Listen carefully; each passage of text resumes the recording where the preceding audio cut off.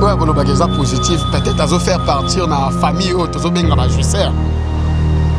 Ouais, le bagage positif, c'est qu'à ça n'a rien bateau, bah ça va jouisseur. Quatrième anniversaire, il y a alternance, il y a République démocratique du Congo. On a commission sur le 4 janvier 2019, passation des pouvoirs entre Félix Tshisekedi et Joseph Kabila Kabange. Et si on peut faire un bilan de votre point de vue, ça a produit quelque chose dans vos cas ou bien ça a affaibli la République?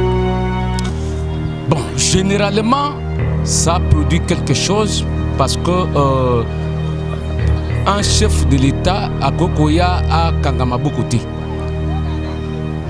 Président honoraire Kabila à Salaki Parnaye, Yépé, président Tshisekedi à Zosala Parnaye.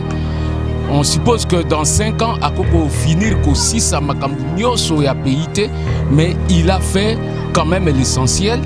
Des prises, il y a pouvoir, il y a moi Namboko, tout béni congolais des pères et des mères.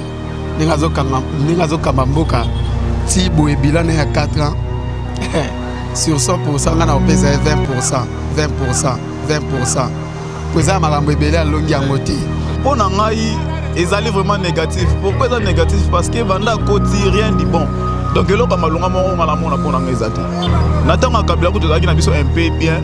Tu dois vivre moi, même si passe, mais ils allaient qui bien. Mais pour le moment, c'est que vous avez Congo est la chantier. Ce qui est bandi yango au kosil sangote. Ata ce que sil yango et kozasuna mutum susoya pour entretenir chantier wana. Donc ils ont bongo. Aza experte abotama pe président de la République. A Komakinde et à Kotika yango. Dollar comme il est 22 000, 23 000. Or que Nathan Kabila qui normal. Oh tout le monde a le Nathan Kabila qui deuxième mandat. Pour Nanga Kouta la droit au deuxième mandat. Parce que à ça il est l'autre. Ngana montar à chez eux pousse na makasi. Nana 35 années naza boy. Moussa les ater. Moussa la moto et da Moussa la terre. Nana diplôme. Na peine facilité à rejoindre Moussa la. Peine boko libana. Mais et là on a zomo na mboka na biso ezole kama be. Soki otongi nzela boye inondation pe ebakisami. Soki osali boye kuna pe ebakisami dona oyebate. Lelo lati costume kuna ba déshabiller bato. Lobi osomeli bana mades kuna bana baleki diare. Siko tolobani. Tolobani na tayo mo. Bakonzi ya mboka bo adopter loi moko keno soki mutu a détourner mbongo. Bo adopter biso loi oyo ya kopandre mutu. Soko ibi mbongo ya l'État. Apandre adembika yo.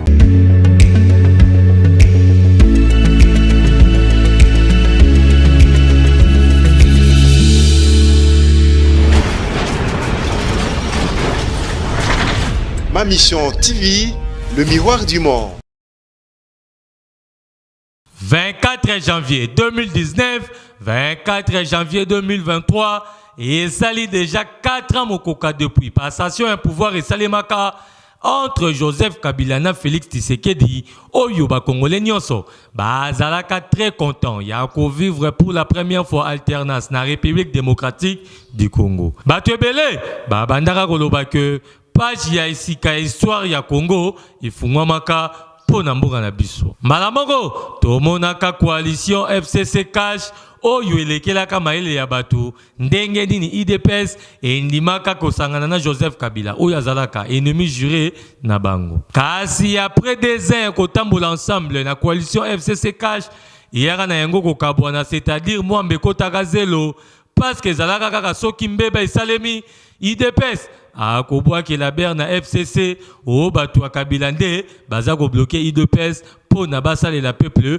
congolais. Après yango, chef de l'État Fatou Beton ayaka kosa la concertation nationale moko pour na kobenga ba congolais nyonso na table babeta masolo ya ko sauver mboka. Tomonaka ndenge batu ya ndenge na ndenge ba se présentaka. Même ba personnalité politique ya opposition wapi epai ba andimaka na bango kolongwa la lamuka pour na kosala union sacrée pour la nation na Fatou Beton. Et soukara wana te même na Assemblée nationale débauchage moko esalemaka wapi epai badepute bandimaka na bango kosoutenir Félix Tshisekedi mbala moko ekomisaka ye mpe majorité parlementaire pour que atambusa RDC kitoko. Mbala moko gouvernement ya FCC cache koyaka toyaka kozwa ba warrior na boule kaka ya ko changer situation nzoka nde nzolele na nzolele mawana mawa po ebele bayaka nde mpona baintere ya mabumu na bango yango tozali kovivre badetournement ya mosolo ya leta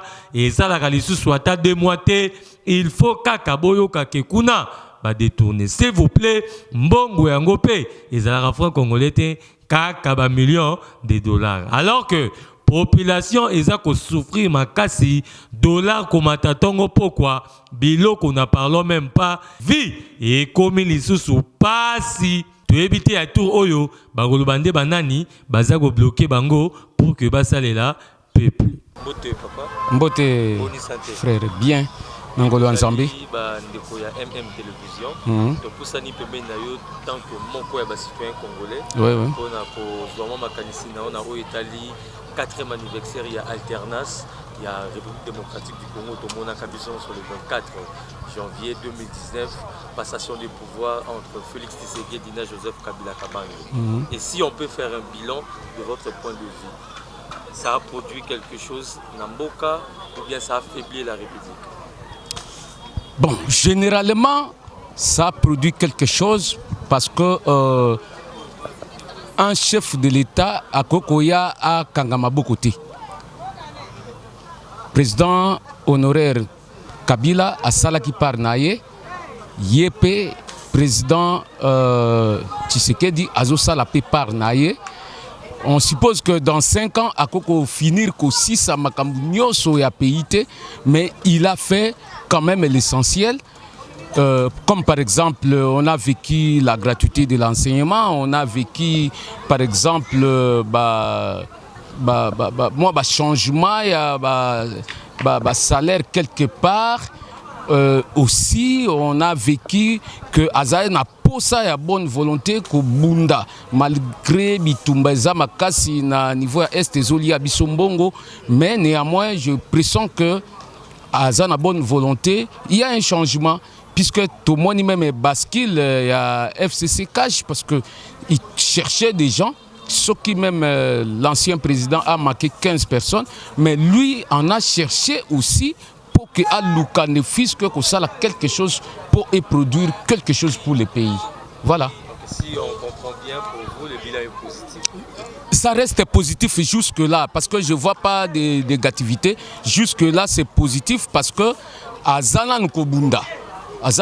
Et si on lui attribuait un autre mandat, c'est le vrai mandat qu'il va travailler parce que ça c'était un mandat de réforme. Il y a eu beaucoup de gabégie, beaucoup de bousillage, tout ça, mais maintenant c'est réformer les choses et puis au fur et à mesure, je pense que si on lui attribuait un autre mandat, c'est là où il va travailler, on se sentirait peut-être on devrait... Le pouvoir c'est pour résoudre et non pour plaidoyer. Non, je n'en disconviens pas. Mais si l'autre aussi a fait plus de 15 ans, c'est parce qu'il y a eu un petit stage. On n'a pas de présidents qui ont beaucoup d'argent. On vient néophyte, on apprend sur le terrain et puis on se met au travail. Si Kabila avait fait 15 ans, c'était mal, non? Oui, c'était... Pourquoi on peut prendre l'exemple de l'échec à classe? Je pense que pour ces dossiers-là, te prendre en Maltais, puisque tout début est difficile. Et peut-être que dans les moments venus, on évolue et on s'adapte au travail et tout devient bien. Tout début a été toujours difficile. Merci pour la parole. Et là, on a gros le baraque. Ce que l'objet de la prise de pouvoir, il y a mon amboko, tout béni congolais des pères et des mères. N'engazo Kamamboka. Si Boé Bilan est à 4 ans. Sur 100%, on a payé 20%. Pour ça, Marambo Belé a longi en côté. 20% pour Nanini. pourcentage n'est quitté pour abakiseli ba soda quelque chose, qu'on appelle dollar peut bâtir quelque chose. Ce qui autongi nzela boye inondation peut et bakisami. Ce qui osali boye qu'on appelle bongisami et bakisami dona oye bate. Lelo lati costume qu'on a ba déshabiller bato. Lobi osombeli bana mades qu'on a bana baleki diarrhée. Sikoto lobani. Lobani na tayo moko. Mais les autres qui sont positifs par rapport à temps Sali, bon. Sali, ils sont belés par rapport à Yabao Balé. Oui, ils sont positifs. Peut-être à faire partir dans la famille ou tous bien à jouisseur. Oui, ils sont positifs. C'est qu'ils ont un bateau, ils sont jouisseur. Sur quels critères ils sont positifs? Tant que les logos sont positifs, il faut aller au moins 50%. 50 ou 51, 52. On a comme oui, na s'admettre. Tant qu'on va repasser à moi un diplôme d'état, abîmé, admise ou bien admise, c'est que pourcentage à atteindre. Mais il y a aussi atteindre. Est-ce qu'ils sont positifs? Ils sont positifs. Donc pour nous, Congo est le chantier. Ce qui est bandit au consil sangote. Attends ce que consil sango et que ça suna mutumsu pour entretenir le chantier. Donc, ils ont bon. Aza expert, abotama pe président de la République, à Komakinde, et à Kotika Yango. Est lelo tozana problème ya Kishishi, Bunagana, Bakwamut, au état de siège. Oui, vous avez mis des policiers, des FRDC en place, mais quel est le résultat? Les infiltrés sont en train d'infiltrer même dans des églises pour tuer des gens qui sont en train de prier. Parce qu'au bilan, bon, ils sont positifs. Au gouverneur, soda, croyant qu'il y a un mukolo mduki. Mais par contre, il y a un soda, il y a un to, il y a un si vous avez un kengela, on est amis. Ben compétent. Il faut encore un deuxième mandat. Non. Pas de deuxième mandat, pas de minutes à ajouter pour M. Félix Tshisekedi. Donc il n'a qu'à mettre ses pieds et ses jambes et sa bouche dehors. C'est tout. Nous sommes fatigués. Non. 5 ans réforme ou pas, tu ne nous avais pas promis des réformes. Tant que vous avez pouvoir, avant vous avez pouvoir, au premier temps, ils réforme. Au premier temps, ils sont M23, non? Tu avais dit bel et bien que tu vas amener les changements. Et ces changements-là, on ne peut pas vous exiger les changements sur tous les plans, mais les changements essentiels. Au Congo, toute chose est essentielle, mais il faut total moutoua koufati. Pourtant, on prête serment, je jure, moi, Félix Tshisekedi, de protéger tout autre Congolais sur toute l'étendue du territoire et à l'extérieur du pays. Mais vous ne réalisez pas ça. C'est côté Olobani. Pas de deuxième mandat. Pas de deuxième mandat, il n'a qu'à être dehors. Tu vas voter Moussoussou. Et si lui, tu vas voter. Pour moi, le 4 ans de Félix au pouvoir, pour moi, son bilan est positif. Pourquoi je parle de bilan positif? C'est par rapport au temps qu'il a fait. Le 4 ans. Les 4 ans que Félix a fait. Et ce qu'il a eu à réaliser, c'est ça qui me pousse à dire que son bilan est positif. Je peux citer quelques exemples. Le route que Félix a fait au bout de 4 ans de son mandat, la gratuité de scolarité, de l'enseignement, bien que ce n'est pas encore effectif, mais c'est déjà là, c'est déjà quelque chose. Le fait qu'il y a eu beaucoup de parents qui n'avaient pas de moyens pour envoyer les enfants à l'école, mais aujourd'hui, là, ces enfants-là sont partis à l'école.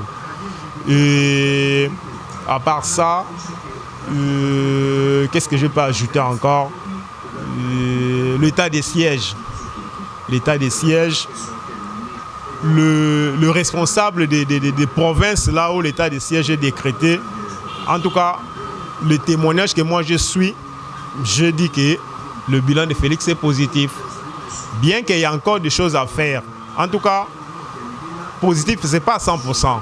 Mais il a quand même fait ce qu'il a pu de faire au bout de 4 ans que les autres présidents qui sont passés n'ont pas réalisé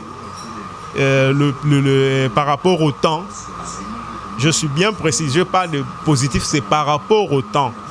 Vu qu'il a fait un peu de temps, mais il a réalisé beaucoup de choses. En tout cas, pour moi, je lui donne la chance de deuxième mandat parce que je suis sûr que si, au bout de 4 ans, il a réalisé ce qu'il a réalisé, et n'oubliez pas qu'il a mené le budget de la République démocratique du Congo de 3 milliards. Aujourd'hui, on parle de 16 milliards.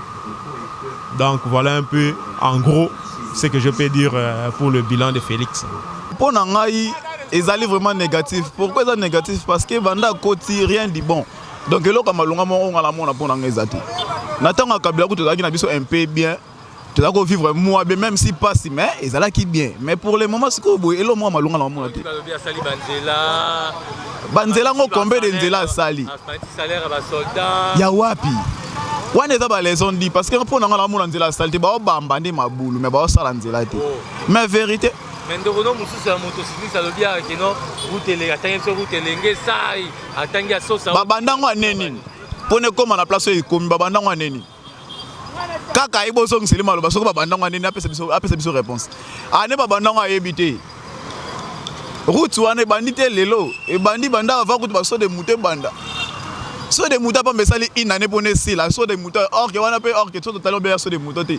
Balinga ba mbrouiller biso. Tout ça pour ça ba route secondaire. Na mboka to na ba route secondaire te. Biso atona do so mabanga te ni sima ni zelo to ozwa. Mais pourquoi toi na route secondaire te? To za na nzela moko. Olingo kende en rapport ozala wa en rapport à nzela moko. So ba créer biso ba route secondaire embouteillage ezala te. Chaque jour, na boy so to comme à 16h embouteillage bandi. Pour nos zonga tchango comme problème. Il y a un zolo qui a sali prince mort dans la moni pour na. Donc bilan na union a sali il y a 4 ans. Neya ya neya donc na moni lo ka sali té. J'ai le mot de 3 milliards et commune à 16 milliards. Ya papa na ngai. Ça fait comme na 16 milliards ala sabiso lo ka sali to souffrir. Mais to souffrir. Okobima banda tongo ndengo bimili kola moto pour le kanga 50 000 euros ça 17h. Après il y a 50 000 euros. Mais maintenant quand le boite, nous sommes carburant presque 3 000 francs. Ce que quand est-ce qu'on a bénéficié plus il y a carburant dans ngai. Tu vois le dollar comme il est 22 000 23 000. Or que maintenant quand le normal. Oh tout le monde a le temps quand le c'est que tu peux deuxième mandat. Que pour nanga ku dans la droit deuxième mandat parce que à ça le loté. Ce qu'on deuxième mandat nini. Pourquoi pas ne bandeli ya mandat na ya ça la réforme wana. Alingi na no échouer pour na ça la réforme. Parce que le malunga te pour nanga vraiment la droit aux légati. Pour nanga carte d'électeur ba comme au teke la biso. Avant la carte d'électeur il faut que on paie ça ba mbongo bongo zo on attend ka bila boyite.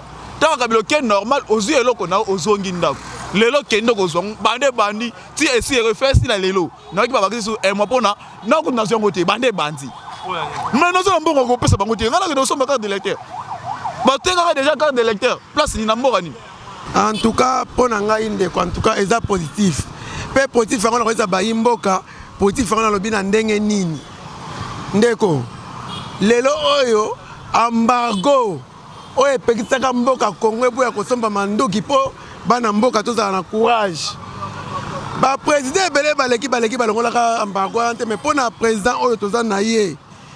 Félix Tshilombo alongoli embargo wana mboka ezongi na ndenge ozomona ya mibale ndeko na ngai naza na mototi na otambola bisika ya ndenge na ndenge okotala bisiko ezaki ya kobeba lelo oyo bayimboka bazosepela nyonso nazoloba eza positif nakokosote yango na yeso ke soki moto otambola partout babandal bangiringi wana lelo soki na kena moto wana ti elengesa okobima elengesa ti kuna likolo mboke bongaka na nzela ndenge toyokaka mboke bongaka na nzela soki na ke asosa oyo asosa yango na emati ti selemba okuna nyonso wana eza nini eza kobongisa mboka ti yango wana mingi nazalaki nango te oyo nakoloba yango wana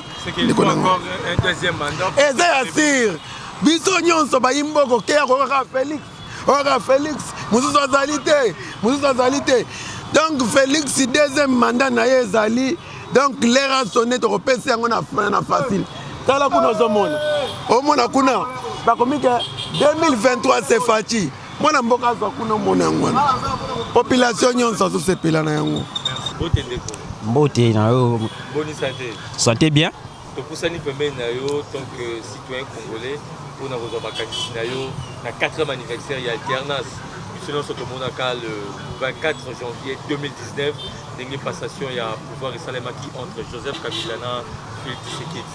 Est-ce que tant que congolais ce que nous c'est la bilan ils a positif et même changement na mboka ou bien ils a négatif? Bon pour nangana oloba bilan vraiment je dois dire négatif parce que la réalité toujours mona eza ba réalité oyo tobando omona na kala te. Donc réalité lelo eza vraiment catastrophique na niveau makambo ezokendele quoi.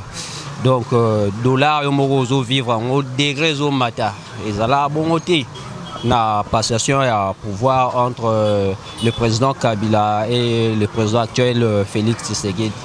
Donc vraiment on a rôle bon bref rien ne marche. Rien ne marche dans minute.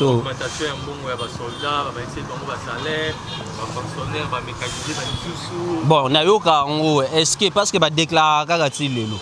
Nga ona ebi ba déclarer kaka mais nayoka ka soit disons que non 3 milliards à 16 milliards. Toyoka ngo pe bidé et mati mais nini tozo mona sur le terrain nzala. Ba biloko ezo mata bidé et mati mais circulation mbongo ezati. Donc ba déclaration toujours mais ça les athées ba tout bazo futa maté et tout. Donc nous sommes en toujours mais toujours quand nous bidé mati ba militaire ba salaire et tout ainsi de suite mais sur les terrains en côté sur les terrains milelora donc je sais pas quoi dire quoi. C'est que tu fais chance il y a deuxième mandat pour s'améliorer. Bon chance il y a deuxième mandat. Bon pour nangana na vie ou tout est au pesa donc pour ngande naza boye pa nanga na voix nanga na yebi mutu nga na kopesa voix mais pour na batu misusu na yebi te ceux qui ba kopesa chance mais pour nanga na boite mais voix nanga eza côté wana te. Vraiment lelo eza neti 4e anniversaire ya banda mokonzi tata mokonzi mboka zoaki pouvoir na ye. Maintenant pour nanga lolenge na ze komona ndenge mboka ze kotambola tozo kokene na bosembo pamba te na mboka ezali te keno mokonzi ya mboka kokende kosombela mutumbisi na poto ya te tokotala lolenge avantage ya mboka ezokende malembe eloko nyonso ekendaka malembe mpo na ngai coup de chapeau monsieur le président kende bongo ozokende malembe biso nde tokobanda kopesa toli mpo ba premier conseiller eza nde biso bato tozotala ndenge tozo kotambola makambo ezokende bien nzela ezokende malamu batu ndenge na ndenge bazabande kolela pona salaire zo bakisama malembe eloko siko tokosenga pona tata mokonzi ya mboka po biso toze bato tokokumba tukutuku mutu na mutu alobaka pona avantage na ye eloko na koloba pona tata mokonzi ya mboka ameka pe kobenda makutu ya bato ba ko batela biso na nzela mingi kolanta lolenge ya ba policier tomoni neti richesse ya ba policier ekomi na moto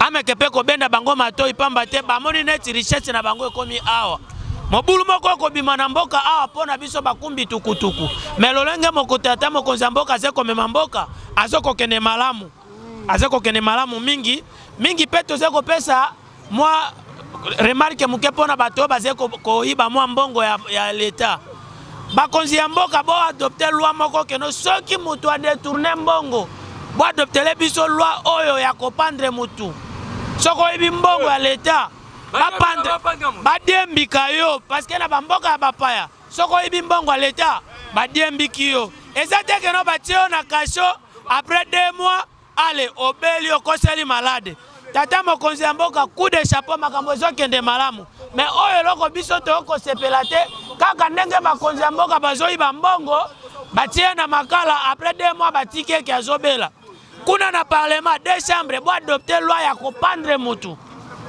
yango wana papa mopanzi sango asengeli na yango pona makambo ekende kino na suka maponomi oyo tozokende tata mokonzi ya mboka ya koloba mingi te na mwana na ngai ya muke azoyebisa ngai keno papa maponomi oyo eza koya pesa bobele chasse na mwana mboka Félix Antoine Tshilombo coup de chapeau monsieur le président mingi nazobeta sete benda makutu ya la polisi po bakotungisa biso mingi nakoloba na lingala pe eloko na ngina bakisa pona lolenge ba discours national bolo bakango na lingala po elekaka mama na nga ayokaka yango te bolo bakape ba discours national bolo bakango na lingala makambo nyonso asali nga na félicité makasi pona état de droit toloba toza na mboka na biso na sepeli makasi na makambo nyonso asali mais nga naza congolais 100% congolais naza pembe te naza mwindu premier président Kasavumbu Malemi premier président Kasavumbu azali mwindu 5e président aza mwindu naza congolais 100% ndenge naza boye nazoloba mpo na sentiment te nazoloba mpo na makambo ya mboka awa nga naza motard age ezopusa na makasi na 35 ans nde naza boye musala eza te musala moto eza musala te na diplôme na mpe na facilité ya kozwa musala mpe na bokoli bana mais eloko nazomona na mboka na biso oyo ezoleka mabe naza congolais mpo nazwa carte tala carte na ngai nake mpo nazwa carte mpo na vote mais baobi napesa bango 2000 na 2000 te nga na moto nazwaka combien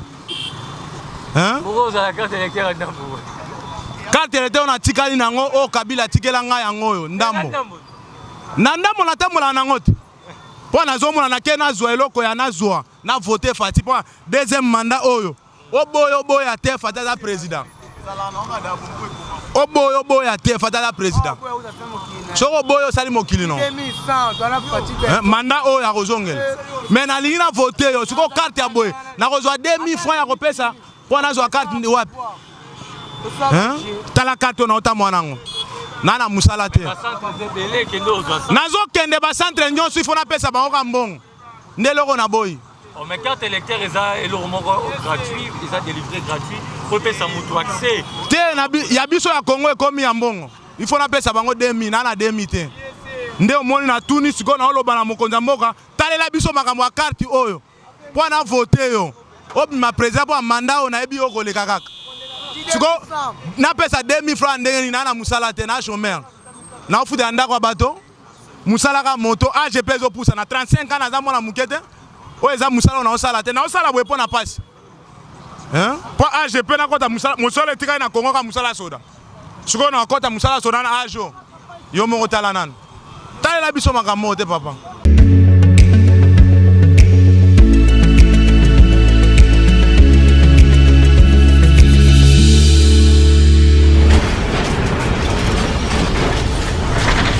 Ma Mission TV, le miroir du monde.